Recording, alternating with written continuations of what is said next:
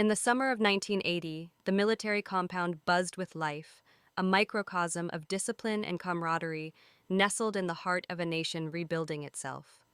Rows of red brick barracks stood under the watchful gaze of towering poplar trees, their leaves rustling in the warm breeze.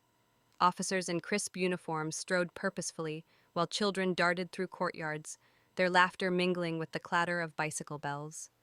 This was a place where honor was currency, where marriages were sealed not just by love, but by commander's approval and the whispers of matchmakers. In this tightly knit world, 18-year-old Clare Han stood at a crossroads, her heart pounding with the weight of a second chance. Claire's modest two-story house, adorned with military insignias, smelled of polished wood and her father's pipe tobacco.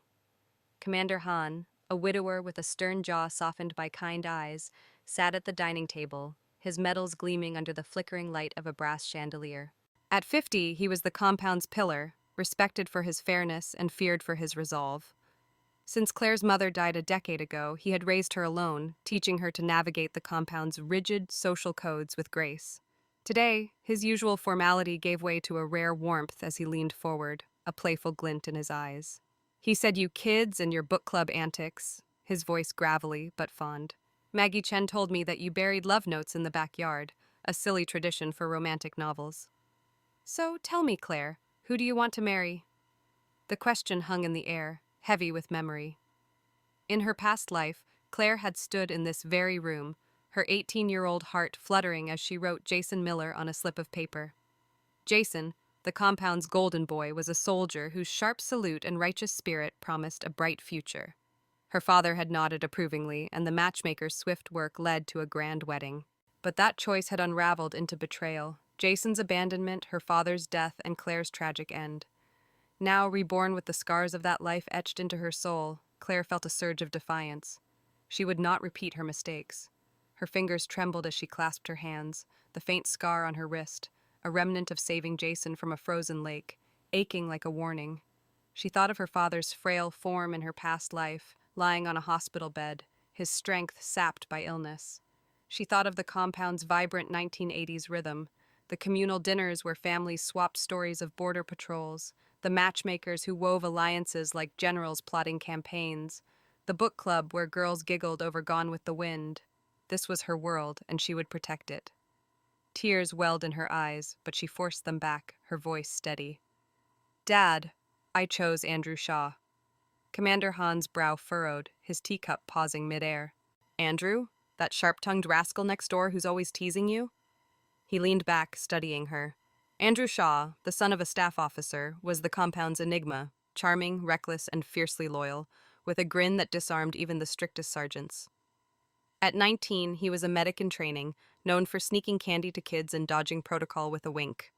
The commander had seen him grow up, a boy who once saluted him with a stick instead of a rifle, yet his heart was true. Still, Jason Miller had been Claire's choice before, the safer bet. Why this sudden shift? Claire's throat tightened. She wanted to spill everything, her past life, Jason's betrayal, the 40 years her spirit wandered, watching her grave as Jason and his lover mocked her memory. But the words caught, too raw, too impossible. Instead, she met her father's gaze, her voice breaking. "Andrew's different, Dad. He sees me. He's always been there, even when I didn't notice. I know it's sudden, but it's what I want." The room fell silent, save for the distant hum of a radio playing a patriotic tune, a staple of 1980s military life. Commander Han's eyes softened, tracing the determination in his daughter's face. He remembered her mother's stubborn streak, the way she'd argue for extra rations during lean years. Claire had that fire, tempered by a quiet strength. He set down his cup, his calloused hand reaching for hers. "You're my pride, Claire. If it's Andrew, I'll speak to Officer Shaw. The matchmaker can wait 3 days. Give you time to be sure." Claire's heart leapt. 3 days. In her past life, 3 days later, she was formally engaged to Jason, stepping into a future of heartbreak. Now, those days were a canvas for change. She threw her arms around her father, burying her face in his uniform, the scent of starch and tobacco grounding her. "Thank you, Dad," she whispered, tears spilling. For the first time since her rebirth, she felt the stirrings of hope, fragile but fierce. Outside, the compound pulsed with evening rituals, soldiers drilling, wives gossiping over laundry, children chasing fireflies. Claire stepped onto the porch, her eyes drifting to Andrew's house next door, its windows aglow. She pictured him, probably joking with his sisters or sneaking a cigarette, his laughter echoing. In her past life, she'd overlooked him, dazzled by Jason's polish. Now she saw Andrew's quiet acts of care, covering her stained dress at 15, whistling over the wall when she was grounded. Could she trust him with her heart, scarred as it was? As the stars emerged, Claire clenched her fists, her resolve hardening. The compound's rules demanded she play the dutiful daughter, but Rebirth had given her a sharper edge. She would protect her father, outwit Jason's charm, and unravel the lies that had once destroyed her. 3 days to rewrite her fate. 3 days to claim a love that might finally heal her. With its traditions and tensions, the military compound was her battleground, and Clare Han was ready to fight. The military compound of Clare Han's past life, vibrant in the 1980s, was a place of pride and protocol, where families toasted to victories and mourned losses under the same red banners. At 18, Claire stood in her father's dining room, her heart racing as she wrote Jason Miller on a slip of paper for the book club's Love Note tradition. Jason, a 20-year-old soldier with a chiseled jaw and a reputation for valor, was the compound's pride. His 3 years in the army had earned him medals, and his righteous spirit promised a steady future. Commander Han, her father, had smiled approvingly. Jason's a loyal man, Claire. He'll stand by his family. The matchmaker was summoned, and within weeks Claire walked down the aisle in a white dress, half the compound celebrating the union as a symbol of unity. The wedding was a spectacle, with officers raising glasses to patriotic songs and children tossing confetti under the summer sun. Claire, radiant, believed she had secured a life of love and honor. But 6 months later, the dream unraveled. Jason was deployed to the borderlands, a rugged frontier where soldiers faced harsh winters and constant threats. He said, "I must serve the country," his eyes distant, leaving Claire to care for his parents, the Millers.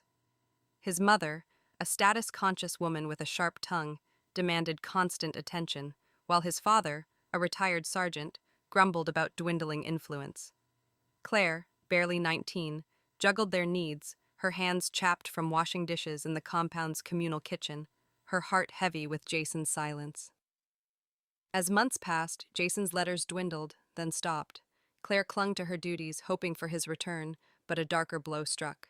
Her father, Commander Han, fell gravely ill, his robust frame wasting away from a stomach ailment he hid to spare her worry. Claire spent nights at his bedside in the compound's hospital, its sterile halls echoing with the clatter of medical carts. Jason's mother, ever critical, accused her of neglecting her in-laws, whispering to neighbors that Claire was slacking. Desperate, Claire wrote to Jason, begging him to request leave, but her letters went unanswered. When her father died, his final words lost in a haze of pain, Claire's world shattered. She buried him under the compound's flag, her grief a silent scream. Weeks later, news arrived. Jason had died in the line of duty, a hero's sacrifice. The double loss, father and husband, crushed Claire. She wandered the compound's paths, past the barracks where she once dreamed of a future, her mind unraveling. At 20, standing on the rooftop of her home, she saw no path forward. The wind howled, and she leapt, her body meeting the earth with a finality that ended her pain, but not her story. Her spirit lingered, restless, bound to the compound by betrayal and unanswered questions. She watched seasons change, children grow, and the 1980s fade into memory, her presence a whisper in the poplar trees. 40 years later, at the gray dawn of 2020, Claire's spirit hovered at her grave, a simple stone in the compound's cemetery. An elderly couple approached, their hair silvered, their steps slow. Jason Miller, alive, leaned on a cane, his arm around Emily Brooks, a woman Claire once called a friend. Emily, frail and coughing, clung to him. Jason knelt, his voice trembling. "Claire, I was wrong to deceive you. Emily's sick now, and I'll do anything to save her. Let go of your grudge, take your anger out on me." Claire's spirit recoiled. They had faked Jason's death to escape with Emily, living a life together while Claire's sacrifice fueled their guilt. They believed her restless soul cursed Emily's illness, a superstition born of their shame. The truth burned through Claire's spirit like wildfire. Jason had never died for duty. He had chosen Emily, abandoning Claire to care for his parents, to grieve alone.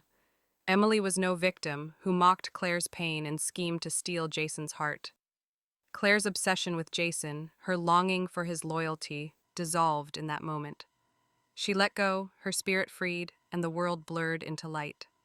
When her eyes opened again, it was 1980, and she was 18, standing before her father in their dining room, his question, "Who do you want to marry?" ringing in her ears. Claire's hands shook as she stood reborn, the scar on her wrist pulsing with memory. She saw her father's face, alive and strong, not yet touched by illness. The compound outside hummed with life, soldiers drilling, wives bartering ration coupons, the radio blaring a patriotic anthem. This was her chance to rewrite her story, save her father, and choose a love that wouldn't betray her. Jason's face flashed in her mind, his charm, lies, and cold indifference when she needed him most.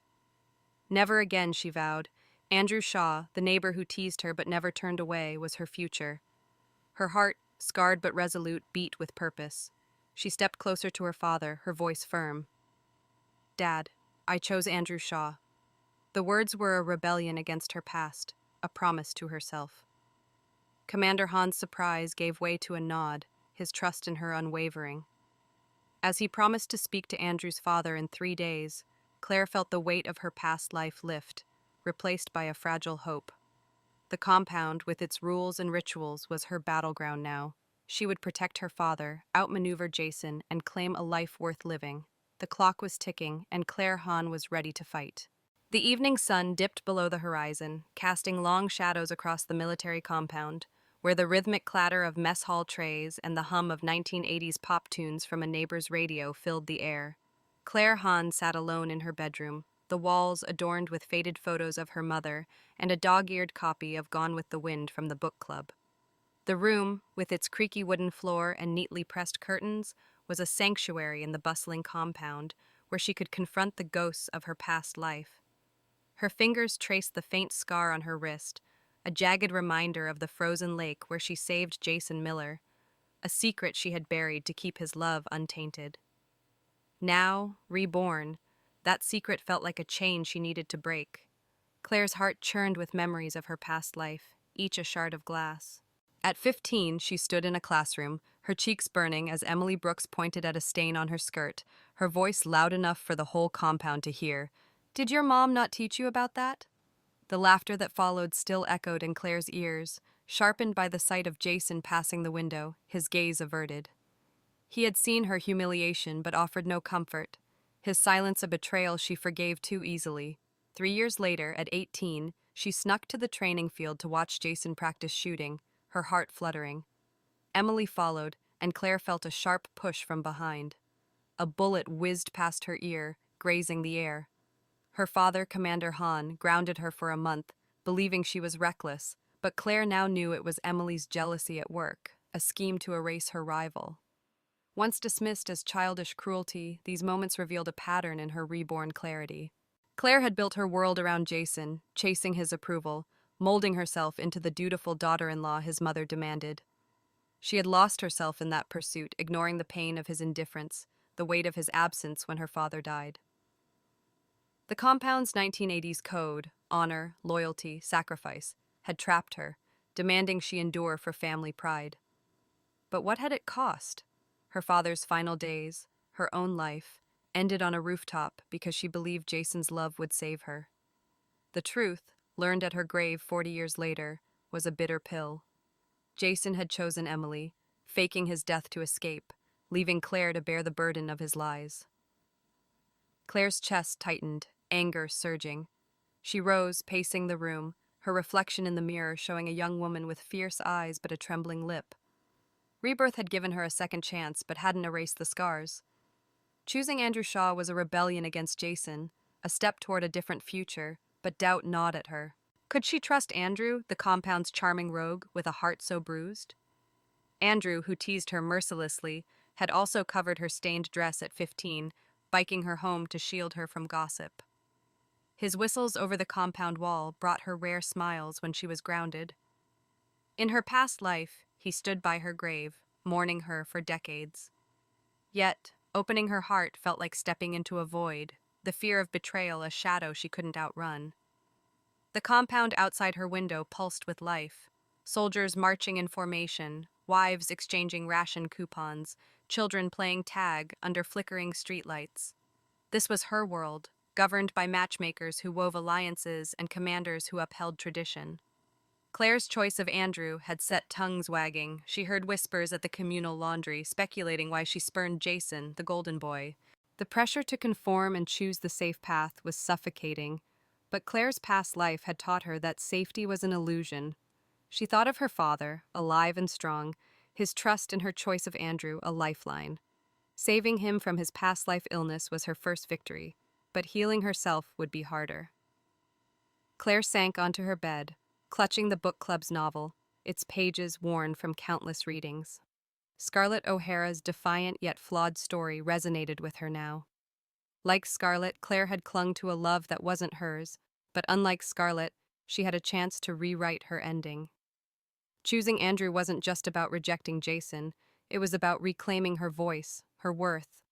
She imagined Andrew's lopsided grin, his playful jabs masking a loyalty she hadn't fully appreciated. Could she learn to love him, not as a savior, but as a partner? The question hung unanswered, but it sparked a resolve to try. As night fell, the compound quieted, the radio now playing a soft ballad. Claire lit a candle, its flicker casting shadows that danced like her past life's ghosts. She whispered to herself, "I'm not that girl anymore." The words were a vow, fragile but fierce. Rebirth had given her clarity, but courage must come from within. She would face Jason, confront Emily's schemes, and protect her father while learning to trust again. The book club meeting loomed tomorrow, where she would bury Andrew's name in the backyard, a public declaration of her new path. Claire blew out the candle, the darkness no longer a threat, but a canvas for her future. The military compound, bathed in the golden glow of a 1980s morning, thrummed with the routine rhythm. Soldiers marched in crisp formation, their boots echoing against cobblestone paths. At the same time, wives bartered ration coupons at the market stall, their chatter mingling with the crackle of a radio playing a patriotic march. Bicycles whizzed by, carrying children to the compound's school, where chalkboards bore lessons in history and duty. In this world of order and honor, Andrew Shaw was an anomaly, a 19-year-old medic in training whose lopsided grin and quick wit defied the rigidity of military life. To Clare Han, he was the neighbor who teased her relentlessly, but beneath his carefree facade lay a loyalty that had anchored her through her past life's darkest moments. Andrew's house, next door to Claire's, was a lively hub, its porch cluttered with his sister's jump ropes and his father's polished boots. Officer Shaw, a staff officer with a booming laugh, had raised Andrew to value loyalty over protocol, a lesson that shaped him into the compound's unofficial fixer. At 16, Andrew began training as a medic, his nimble fingers mastering bandages and sutures under the gruff tutelage of the hospital's chief surgeon. His charm disarmed even the sternest platoon leaders, earning him a network of allies, from squad leaders who owed him favors to commanders who called him brother. By 19, he was the compound's pulse, slipping candy to kids, sneaking cigarettes behind the barracks, and dodging reprimands with a wink. Standing on her porch, Claire watched Andrew pedal past on his battered bicycle, a medic's satchel slung over his shoulder. He spotted her and skidded to a stop, his dark hair falling into his eyes. "Morning, heartless brat," he called, grinning and ignoring your big brother, Andrew. His teasing, a constant since childhood, once flustered her, but now it stirred a warmth she couldn't ignore.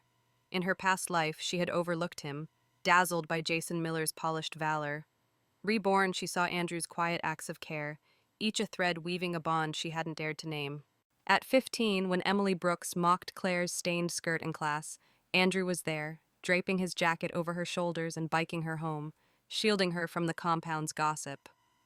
"Don't let him see you cry," he'd said, his voice soft but firm. When Claire was grounded at 16, confined to her room for sneaking to the training field, Andrew scaled the compound wall, whistling silly tunes to make her laugh, his silhouette a beacon in her loneliness. In her past life, after her death, he knelt at her grave for a night, his shoulders shaking, and kept her photo by his bedside for decades, a silent vow of devotion. These memories, vivid in Claire's reborn mind, painted Andrew as more than a flirt. He was her unspoken guardian. Andrew dismounted his bike, leaning against the porch railing, his green eyes twinkling with mischief. Heard you told your dad you're picking me over Miller. Bold move, Claire. Can you handle this much charm? His jest hid a flicker of uncertainty, a rare crack in his bravado. Claire studied him, noting the calluses on his hands, the faint scar above his brow from a medic drill gone awry. The compound revered Jason for his medals, but Andrew's heroism was quieter, stitching wounds in the chaos of training accidents, calming panicked recruits, delivering medicine to ailing families. He was the heartbeat of this 1980s enclave, where loyalty trumped glory. Claire's heart tugged, caught between her past life's betrayal and the possibility of trust. Andrew's loyalty was undeniable, but could she love him without fear? The compound's code demanded that she marry for stability, yet Andrew defied that mold, and his defiance mirrored her own. She thought of the book club meeting tonight, where she would bury his name in the backyard, a public claim that would ripple through the compound's gossip mill. The matchmakers, with their ledgers of alliances, would scrutinize her choice, and Jason's shadow loomed, his rejection already brewing. Andrew's gaze softened, as if sensing her turmoil. "You okay, Claire? You look like you're fighting a war in there." She managed a smile, her voice steady. "Just thinking about tonight. The book club's expecting drama." Andrew chuckled, tossing her a mock salute. "Well, I'll be there, ready to steal the show. Please don't change your mind about me, Han." As he pedaled off, whistling a tune, Claire felt a spark of resolve. Andrew was no Jason, polished and predictable. He was chaos and heart, a risk worth taking. With its red banners and communal dinners, the compound was her stage now. She would face the book club, defy Jason's pull, and learn to love without losing herself. With his hidden depths, Andrew Shaw was her ally in that fight. The military compound buzzed under the twilight glow of 1980, its cobblestone paths alive with the chatter of families gathering for evening rituals. Lanterns flickered outside the community hall, where the book club, a cherished tradition among the compound's youth, met to discuss novels and dreams. Inside, wooden tables were strewn with dog-eared copies of Gone with the Wind, cups of barley tea, and notepads filled with scribbled quotes. The air carried the scent of ink and anticipation, a 1980s blend of romance and rebellion. Clare Han, 18 and reborn with memories of a betrayed life, stood at the center of it all, her heart pounding as she prepared to rewrite her fate. The book club, a mix of officers' daughters and soldiers' sisters, was more than a literary circle. It was a stage for the compound's social dance, where glances hinted at crushes and whispers shaped reputations.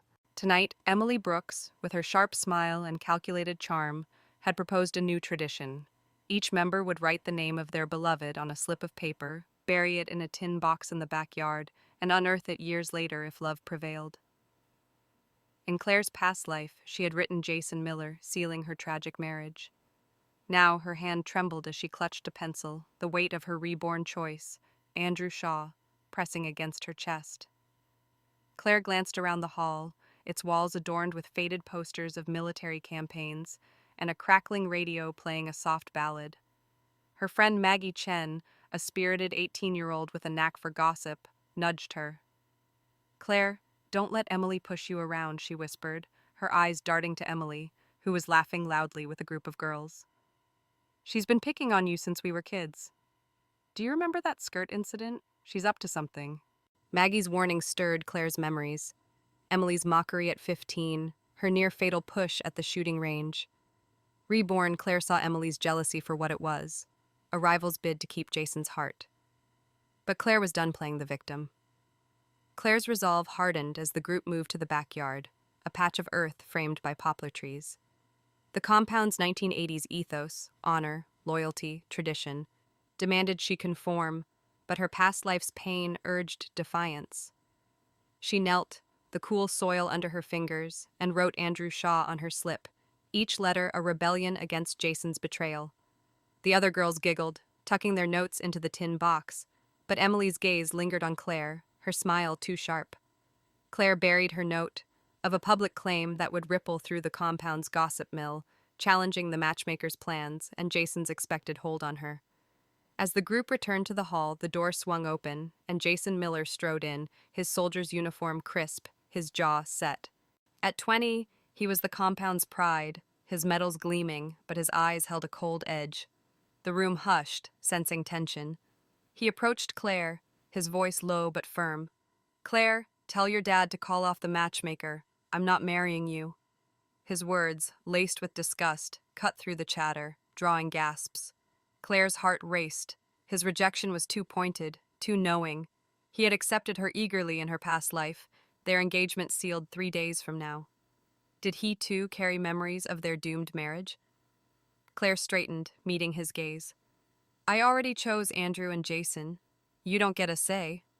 Her voice was steady, though her hands shook. The compound's code valued harmony, but Claire's rebirth had sharpened her edge. Jason's eyes narrowed, a flicker of recognition crossing his face, as if her defiance stirred a buried memory. "You're making a mistake," he said, his tone icy. "Andrew's a fool who'll drag you down." The insult stung, but Claire saw through it. Jason's words hinted at a past life's guilt, a man who knew he had abandoned her to misery. Maggie stepped forward, indignant. "Back off, Jason. Claire's not your property." But Emily, seizing the moment, sidled up to Jason, her hand on his arm.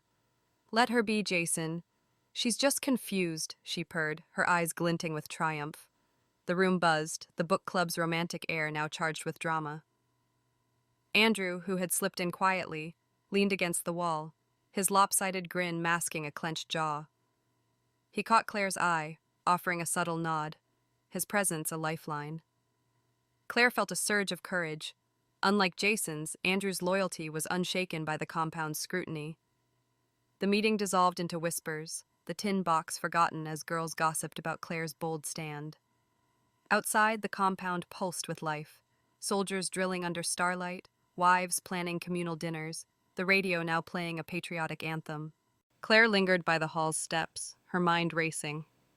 Jason's rejection confirmed her suspicions. He might be reborn, his memories fragmented, but enough to fear her choice of Andrew. The next 3 days leading to her engagement would be a battleground. Claire touched the scar on her wrist, a reminder of her past life's sacrifice. She would face Jason, outwit Emily, and claim Andrew's heart, not just for love, but for the life she deserved. The military compound, aglow under the soft lanterns of a 1980s evening, hummed with the undercurrent of gossip following the book club's dramatic turn. The community hall, now emptying, stood as a testament to the night's tension, its wooden tables littered with crumpled napkins and half-empty cups of barley tea. Clare Han lingered inside, her fingers tracing the spine of her copy of Gone with the Wind, the book club's chosen novel.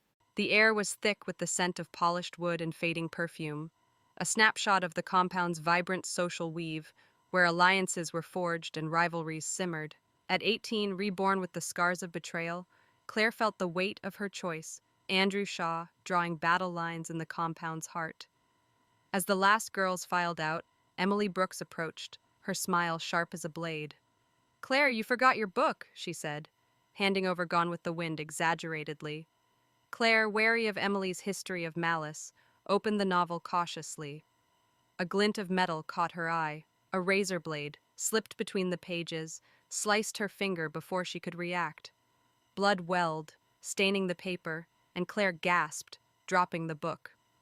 Emily's eyes widened in mock concern, but a flicker of satisfaction betrayed her.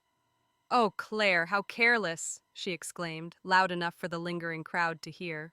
Still in his soldier's uniform, Jason Miller rushed over, his face a mask of fury. "Claire, you hid this to hurt Emily, didn't you?" Jason accused, his voice booming. He scooped Emily into his arms, her feigned distress drawing murmurs from the onlookers. "She loves this book. Why would you sabotage her?" The accusation stung, echoing the compound's 1980s ethos of honor, where such an act would brand Claire a pariah. But Claire, reborn, saw through the charade.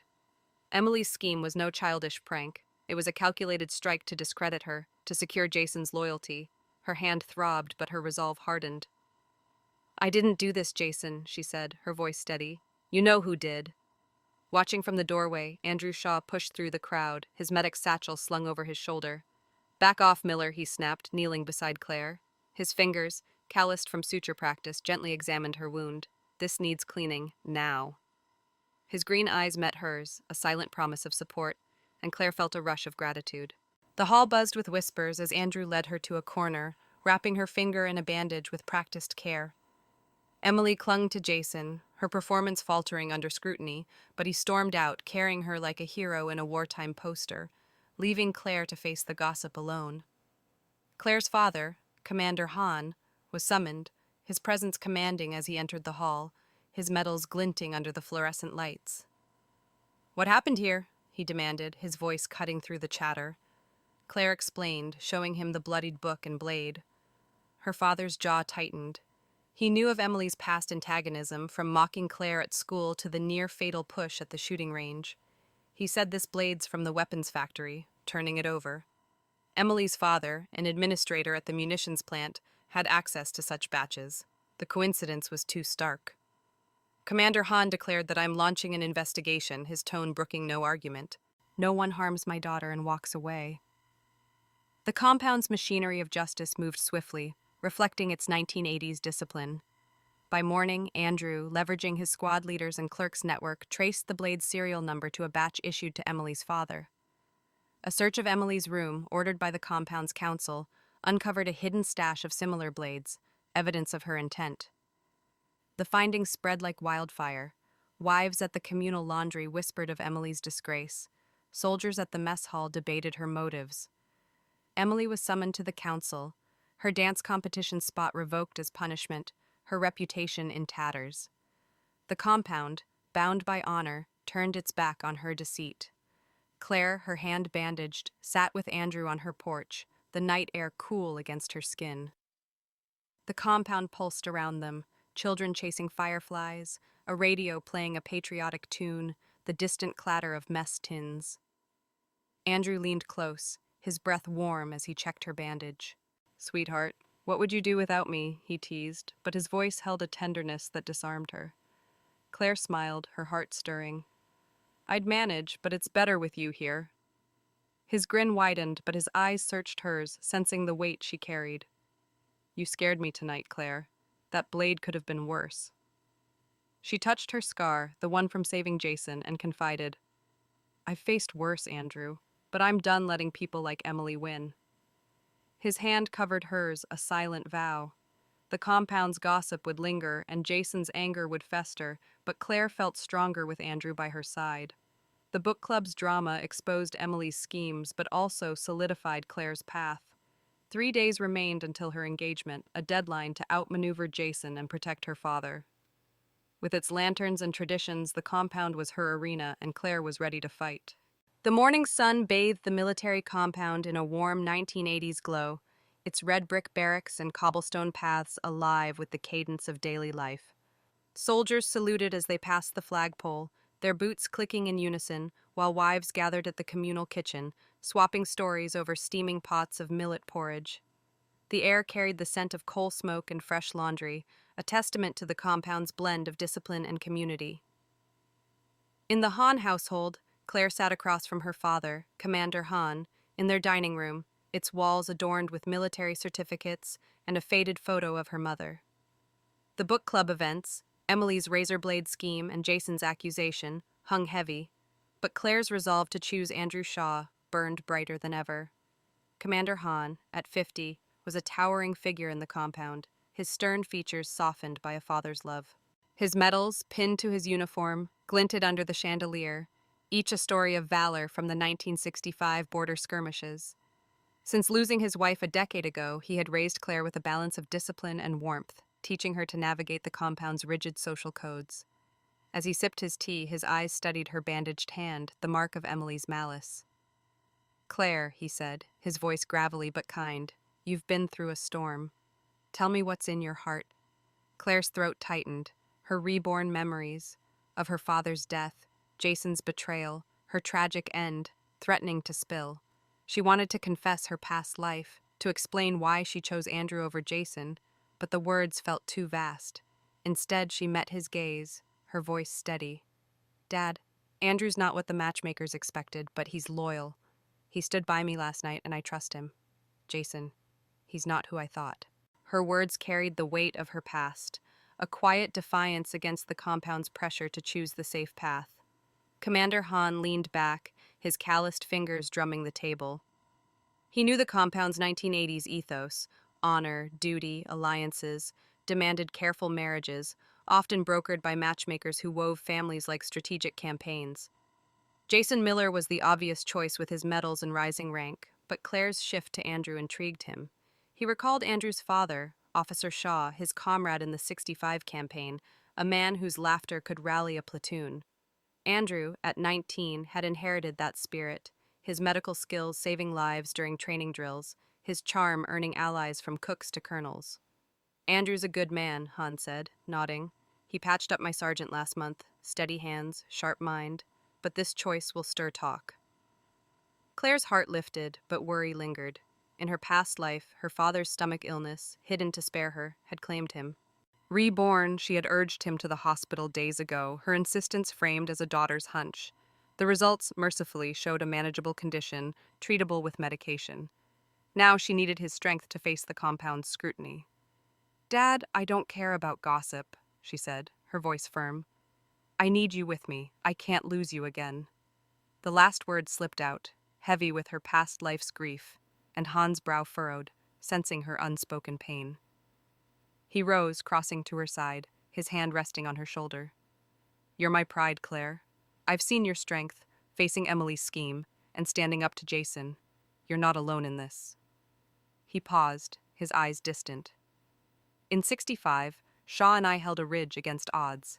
He never faltered, and neither will his son. I'll speak to Officer Shaw today. Andrew's family will back this match." His words were a vow, grounding Claire in the compound's code of loyalty, where family ties were as binding as orders. The dining room's radio crackled, playing a patriotic tune, a staple of 1980s military life. Outside, the compound pulsed, children chanting multiplication tables, soldiers unloading supply crates, wives planning the next communal feast. Claire imagined the matchmaker's ledgers, noting her defiance, and the whispers at the laundry lines, questioning her rejection of Jason. Emily's disgrace, confirmed by the council's ruling, had shifted the compound's mood, but Jason's anger loomed, his possible rebirth a wild card. Claire's bandaged hand ached, a reminder of the stakes, but her father's resolve steadied her. Commander Han returned to his seat, his expression softening. "Claire, your mother had your fire. She'd argue for extra rations, then sing you to sleep. You've got her heart." He smiled, a rare warmth breaking through his stoic facade. Claire's eyes stung, her past life's loss mingling with this moment's hope. She reached for his hand, the calluses a map of his sacrifices. "Thank you, Dad. I want us to be okay." He squeezed her hand, his voice low. "We will be.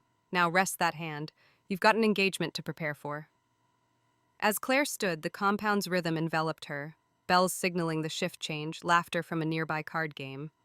Her father's support was a shield, but the next 2 days, leading to her engagement, would test her.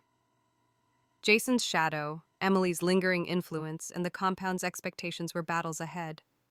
Yet, with Andrew's loyalty and her father's strength, Claire felt ready.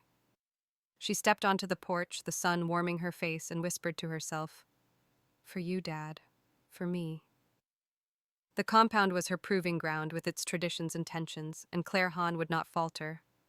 The military compound, steeped in the vibrant hum of a 1980s afternoon, pulsed with the rhythm of discipline and community. Soldiers polished rifles in the armory, their laughter mingling with the clatter of mess tins, while wives hung laundry under poplar trees, gossiping about the book club's scandal. The air smelled of coal dust and fresh-baked flatbread, a hallmark of the compound's communal kitchens. Clare Han, 18 and reborn with the weight of a betrayed past, stood in her front yard, her bandaged hand a reminder of Emily Brooks's malice. 2 days remained until her engagement to Andrew Shaw, and the compound's scrutiny felt like a tightening noose. Yet her father's resolve and Andrew's loyalty anchored her, until Jason Miller appeared, his shadow darkening her doorstep. In his soldier's uniform, Jason stood rigid, his medals glinting, but his eyes haunted. At 20, he was the compound's golden boy, but today his jaw clenched with a desperation Claire hadn't seen in her past life. The yard, framed by neatly trimmed hedges, felt like a battleground. The distant radio's patriotic tune contrasted with the tension. "Claire, we need to talk," he said, his voice low. urgent. The compound's 1980s code demanded decorum, but Jason's presence broke that facade, drawing curious glances from passing neighbors. Claire's heart raced. His intensity suggested more than regret. Did he, like her, carry memories of their doomed marriage? She crossed her arms, her voice steady despite the ache in her scar, a mark from saving him in her past life. Say what you need, Jason, then leave. Her defiance, honed by Rebirth, clashed with the compound's expectation of compliance. Jason stepped closer, his gaze flickering to her bandage, then her wrist. I know we were married before, he said, his words a bombshell. I remember fragments. You, me, a wedding, then the pain. I hurt you, didn't I? His admission confirmed Claire's suspicions. He was reborn, and his memories were partial but enough to stir guilt. Unlike her vivid recollection of 40 years as a wandering spirit, his past was a haze, a puzzle he was piecing together. Claire's breath caught, her past life's wounds reopening. She saw Jason's face at her grave, pleading for her to spare Emily, his lover, who faked his death to escape with her. You remember enough to know you betrayed me, she said, her voice cold. You left me to care for your parents, let me believe you died while you ran off with Emily. Jason flinched, his hands balling into fists. I thought Emily saved me at the frozen lake, he said, his voice cracking. That winter when I nearly drowned, I owed her my life, or so I believed. But it was you. His eyes locked on her scar, the truth dawning. Claire's hand trembled, the memory vivid. At 15, she plunged into icy water, her wrists bleeding as she clung to Jason, refusing to let go despite his shouts. The cost was her ability to play piano, a dream she buried to keep his love unburdened. Yes, it was me, she said, her voice raw. I saved you, Jason, and never told you because I wanted your love, not your debt. But you chose Emily, abandoned me, and let me die believing you were a hero. The compound's bustle faded, the world narrowing to this confrontation. Neighbors paused, sensing drama, but Claire didn't care. Her rebirth had freed her from shame. Jason's face crumpled, his soldier's poise gone. I was wrong, Claire. I see it now. Your pain, my mistakes. I don't want Emily anymore. Give me a chance to make it right. His desperate and raw plea echoed the compound's romantic ballads, but it repulsed her. She saw his past life's cruelty, ignoring her humiliation at school, abandoning her after their wedding, and standing by Emily at her grave. You're too late, she said, her voice like steel. I've chosen Andrew. He's been there when you weren't. I won't trade that for your guilt. The gate creaked and Emily appeared, her face pale from the council's ruling that stripped her of her dance competition spot. Jason, what's going on? She asked, her voice shrill. Her presence, a reminder of her razor blade scheme, fueled Claire's anger. Ask him about the lake, Emily, Claire said, her eyes never leaving Jason. Ask why he's begging me now. Emily's gaze darted between them, her confidence faltering. Jason turned away, his silence damning, and Emily fled, her footsteps fading into the compound's hum. The confrontation, witnessed by neighbors, would feed the gossip mill, but Claire felt only relief. Andrew's bicycle bell chimed as he approached, his medic's satchel bouncing. He dismounted, his grin fading as he saw Jason. Everything okay, Claire? He asked, his hand brushing hers, a quiet claim. She nodded, her heart steadying. It is now. Jason's eyes darkened, but he retreated, his shoulders slumped. The compound's rhythm resumed, children shouting, a truck unloading rations, but Claire felt the shift. Jason's rebirth, his plea, had clarified her path. With Andrew's and her father's support, she would face the engagement tomorrow, ready to defy the past and claim her future. The military compound, radiant under the midday sun of 1980, thrummed with the vibrant pulse of a community steeped in tradition. Red banners fluttered above the central courtyard, where tables groaned under platters of steamed buns and braised pork, prepared by the compound's wives for a grand engagement feast. The air was rich with the scent of sesame oil and the lively strum of a guitar, a nod to the 1980s pop craze sweeping even this disciplined enclave. Families gathered, their chatter mingling with the clink of teacups, as the compound prepared to celebrate Clare Han's engagement. At 18, reborn with the scars of a betrayed past, Claire stood on the cusp of a new future, her choice of Andrew Shaw boldly defying her tragic history. The Han household buzzed with preparations, its porch adorned with paper lanterns and garlands of jasmine. In a simple blue dress that echoed the compound's modest elegance, Claire adjusted her bandaged hand, the remnant of Emily Brooks's razor blade scheme. Her father, Commander Han, stood beside her, his uniform crisp, his medals gleaming. At 50, he was the compound's anchor, his approval of Claire's choice a shield against gossip. The courtyard filled with familiar faces, soldiers in starched uniforms, wives balancing trays of sweets, children darting through the crowd. With their ledgers of alliances, the matchmakers watched keenly, their whispers noting Claire's rejection of Jason Miller, the golden boy. Claire's heart raced, her reborn memories of Jason's abandonment, her father's death, her leap from a rooftop, tempered by hope. In yesterday's confrontation, Jason admitted his partial rebirth and begged forgiveness, freeing her from his shadow. She had revealed her sacrifice at the frozen lake, a truth that shattered his illusions about Emily. Now, as the engagement loomed, Claire felt a surge of empowerment. With his lopsided grin and unwavering loyalty, Andrew was her future, not a replacement for Jason, but a partner who saw her strength. Her father's hand squeezed hers, his voice low. "You're my pride, Claire. Today, you shine." The Shaw family arrived, Officer Shaw's booming laugh cutting through the crowd. His wife, a warm woman with a knack for storytelling, embraced Claire. She said, "You've always been Andrew's heart," her eyes twinkling. In a pressed shirt that barely tamed his roguish charm, Andrew stepped forward, his medic's satchel replaced by a nervous smile. At 19, he was the compound's heartbeat, and his medical skills and network of allies earned respect beyond his years. The crowd parted, and he knelt before Claire, his voice steady despite a tremor. "Clare Han, I swear I'll marry no one but you. Will you have me?" The courtyard erupted in cheers, teacups raised in toasts, the guitar strumming a lively tune.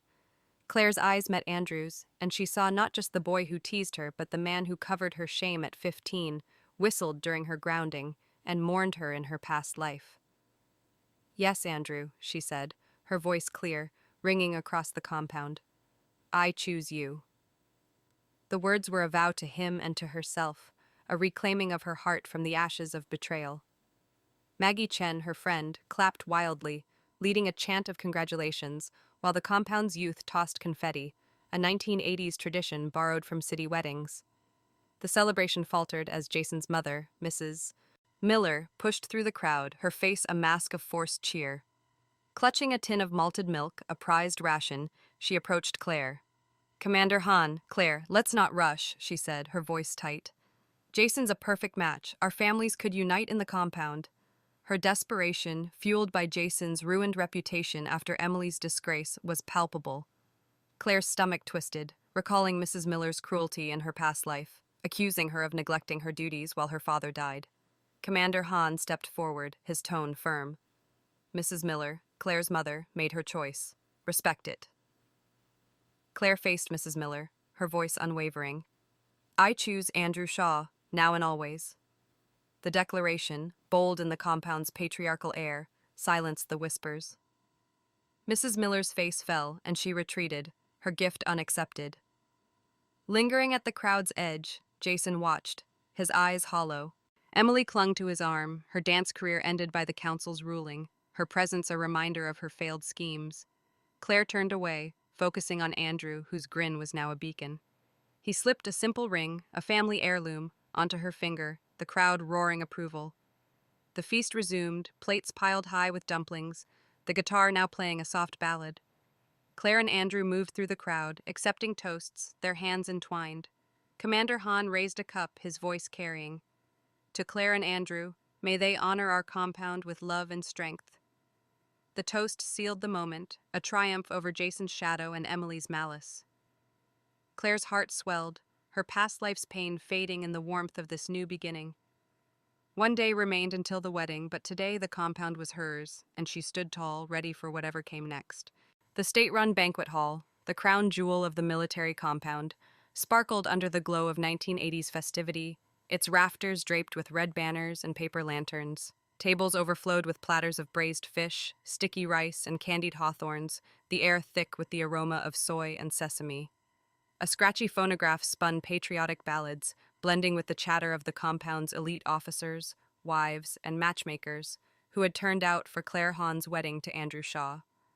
The hall, a hub of communal pride, buzzed with the 1980s spirit, where love was celebrated with toasts and tradition. At 18, reborn with the weight of a betrayed past, Claire stood in a flowing white dress, her heart alight with triumph but braced for one final storm. The compound had rallied for the occasion, its cobblestone paths lined with children tossing petals, a borrowed city custom. Claire's father, Commander Han, stood tall, his medals gleaming as he greeted guests, his pride in Claire a quiet force. Andrew, at 19, cut a dashing figure in a tailored suit, his usual roguish grin softened by awe as he took Claire's hand. His medic's calluses brushed her fingers, a reminder of his steadfast care, bandaging her wound, shielding her shame, mourning her in her past life. Yesterday's engagement sealed their bond, but today's vows would bind them before the compound's watchful eyes. Yet Claire sensed a shadow. Jason Miller, whose desperate plea had failed to sway her, lurked on the edges of her joy.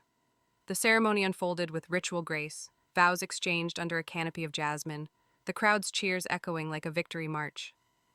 As the feast began, Claire and Andrew moved through the hall, accepting cups of rice wine and well wishes. Claire's friend, Maggie Chen, led a toast, her voice ringing, "To Claire and Andrew, love that defies the odds." The compound roared, glasses clinking, but the mood shifted as Jason burst through the doors, his uniform disheveled, his eyes wild. The phonograph skipped and whispers rippled. Claire's heart sank. His presence, bold in the compound's sacred space, defied its 1980s code of honor. Jason pushed past guests, pulling Claire into a private anteroom, the door slamming shut. "Claire, I know everything," he said, his voice raw. "I was wrong about Emily, about us. I faked my death for her, thinking she saved me at the lake. I used you, and I'm sorry." His words, heavy with his partial rebirth, confirmed Claire's memories. 40 years as a wandering spirit, watching him beg at her grave to spare Emily's illness. His fragmented recall, flashes of their marriage, her pain, fueled his guilt. But it was too late. Claire's hand trembled, her scar aching, but her resolve was iron. "You don't get to rewrite this, Jason," she said, her voice steady. "You left me to grieve, to die, while you lived with her." Jason's hands shook, tugging at his sleeves. "It's not too late," he pleaded. "Your marriage registration's fresh. I'll beg the office director to withdraw it. I'll stay, Claire. If your dad gets sick again, I'll help." His naivety, as if her pain could be undone, sparked fury. Claire's past life flashed, Jason's indifference when Emily mocked her, his absence as her father died, his betrayal at her grave. Reborn, she had ensured her father's health with an early checkup, a victory Jason couldn't claim. "My biggest regret was you," she said, her voice cutting. "I'm married to Andrew, and this is my wedding. Go." The door rattled as Andrew pounded from outside, his voice sharp. "Jason, get away from her!" Claire's heart steadied. Andrew's loyalty, unlike Jason's, was her anchor. Jason's shoulders slumped, his plea crumbling. "Claire, you came back too," he whispered, sensing her full memories. "How much do you know?" Claire met his gaze, unflinching. "Everything. I watched you drag Emily to my grave, blaming me for her cancer. I'm not that cruel, Jason, but I'm done with you." Her words, a final severance, echoed the compound's ethos of accountability, where honor demanded truth. Andrew burst in, fists clenched, his eyes blazing. "I warned you, Miller." But Claire touched his arm, calming him. "He's leaving, Andrew." Jason, defeated, stumbled out, escorted by guards summoned by Commander Han, who stood watchfully at the hall's entrance. The compound's justice was swift. Jason's outburst, offending the Han and Shaw families, would end his career, a public fall witnessed by all. The feast resumed, the phonograph spinning anew, but Claire felt a shift. Her rejection of Jason, rooted in her past life's pain and reborn strength, was complete. Andrew pulled her close, whispering, "You're unstoppable, Claire." She smiled, her heart whole. The night deepened, the compound alive with laughter and lanterns. Claire and Andrew danced, the crowd cheering, the 1980s ballads a backdrop to their joy. Commander Han raised a final toast, his voice resonant, "To my daughter and her husband, may they forge a future of love." Claire's past life faded, her new path evident. The compound, with its traditions and tensions, had witnessed her triumph. As the stars emerged, she knew the battles were won, but one question lingered. How would Emily and Jason's ruin shape the days ahead? The military compound, softened by the dawn light of 1980, carried the quiet aftermath of Clare Han's wedding, its cobblestone paths still littered with stray petals from the celebration. The air held the crisp scent of dew and the faint tang of coal from the communal kitchens, where wives prepared breakfast, their chatter now centered on the scandal of Jason Miller's outburst. The compound, a microcosm of 1980s discipline and gossip, buzzed with the fallout. Soldiers whispered in the armory, matchmakers revised their ledgers, and children reenacted the drama in playful mimicry. Claire, now 18 and newlywed to Andrew Shaw, stood on her porch, her bandaged hand healed, her heart steady with the triumph of her reborn choice. The radiant wedding in the state-run banquet hall sealed Claire's future with Andrew, and her rejection of Jason was a public stand that echoed through the compound's rigid hierarchy. Jason's desperate plea, exposing his partial rebirth and guilt, had backfired, offending the powerful Han and Shaw families. The compound's justice was swift. His career, once bright with medals, was ruined, his name now synonymous with disgrace. Claire, sipping tea her father had brewed, felt no pity. Her past life, Jason's abandonment, his faked death with Emily Brooks, his plea at her grave, had taught her that some debts could not be repaid. Yet, the ripples of his fall were only beginning to surface.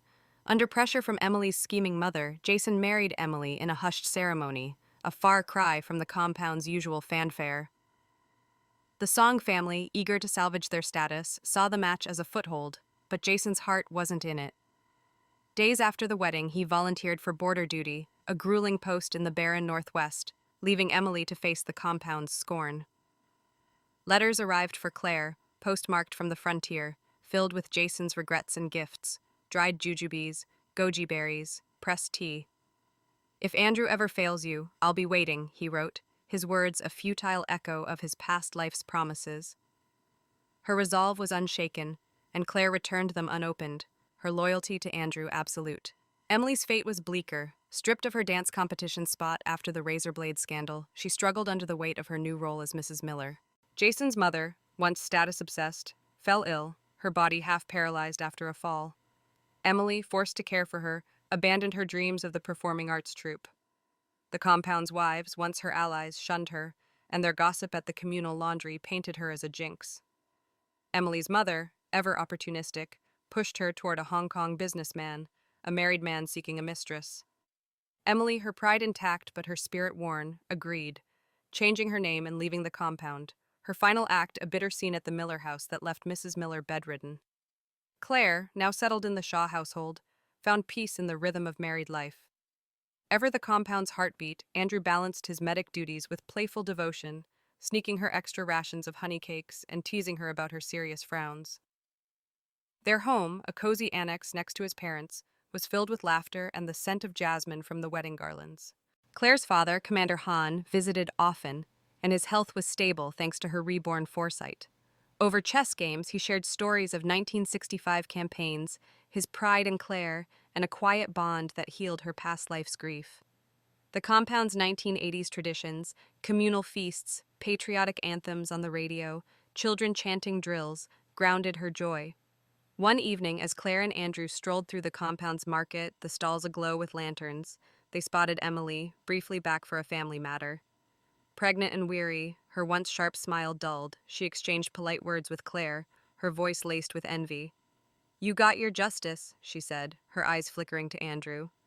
Claire, unfazed, nodded, her hand in Andrew's. "I got my life," she replied, her tone kind but firm. Sensing the tension, Andrew whispered later, "That businessman's a fraud. Emily's in for a rough road." Claire shook her head, her heart free of vengeance. Like Claire's had shaped her own, Emily's choices had woven her fate. Back home, Andrew applied scar cream to Claire's wrist, a nightly ritual that faded the mark of her past sacrifice. "You're stuck with me, Claire," he teased, his green eyes warm. She laughed, her past life's pain a distant echo. The compound, with its gossip and glory, had witnessed her rise. Jason's letters had stopped, his fate sealed by border duty, while Emily's downfall marked the end of their shadow. Claire's emotional journey from betrayal to empowerment was complete. Her love for Andrew was a testament to her strength. As the stars rose, she knew the future held challenges, but she was ready with Andrew and her father by her side. 5 years had passed since Clare Han's wedding, and the military compound of 1985 shimmered with the vibrant hum of a changing era. The red brick barracks stood proud, but new radios blared pop hits from the city, and bicycles now shared paths with the occasional motorbike, a nod to the 1980s creeping modernity. The compound's heart remained its communal traditions: wives swapping recipes at the market, soldiers drilling under fluttering flags, children chanting rhymes in the schoolyard. Claire, now 23, stood in the garden of her home, a cozy house shared with Andrew Shaw, its porch adorned with jasmine vines from their wedding. Her life, reborn from the ashes of betrayal, was a testament to her strength, but the scars of her past life lingered, a quiet reminder of the journey that led her here. Claire's days were filled with purpose. She and Andrew had left the compound's military life, launching a small trading company that supplied goods to nearby towns. Their office, a converted shed, buzzed with ledgers and laughter, Andrew's charm sealing deals as easily as he once won allies. Though no longer their daily world, the compound remained home, its communal feasts and patriotic anthems a backdrop to their visits. Claire's father, Commander Han, now 55, was a frequent guest, and his health was stable thanks to her reborn foresight, a hospital checkup that caught his ailment early. Over steaming bowls of noodle soup, he regaled them with tales of 1965 border campaigns, his eyes twinkling with pride for Claire's resilience.